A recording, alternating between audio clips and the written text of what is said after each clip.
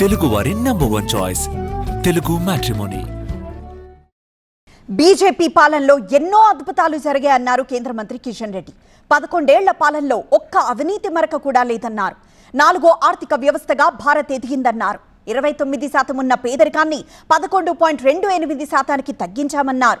ఇక పన్నుల విధానంలోనూ సమగ్రమైన మార్పులు తీసుకొచ్చామన్నారు కిషన్ రెడ్డి. సంవత్సరాలు పరిపాలించిన తర్వాత కూడా ₹1 అవినీతి జరిగిందని ఈ దేశంలో ఏ రాజకీయ పార్టీ కానీ, మా ప్రత్యర్థులు కానీ, లేక ఏ మీడియా కానీ ఈరోజు ఆరోపించేటువంటి పరిస్థితి లేదు. మోడీ గారి నాయకత్వంలో సేవ, సుపరిపాలన, పేదలు, అణగారిన వర్గాలకు పెద్దపీట వేస్తూ ఈరోజు 11 సంవత్సరాలుగా పరిపాలన చేస్తూ ఉన్నాం.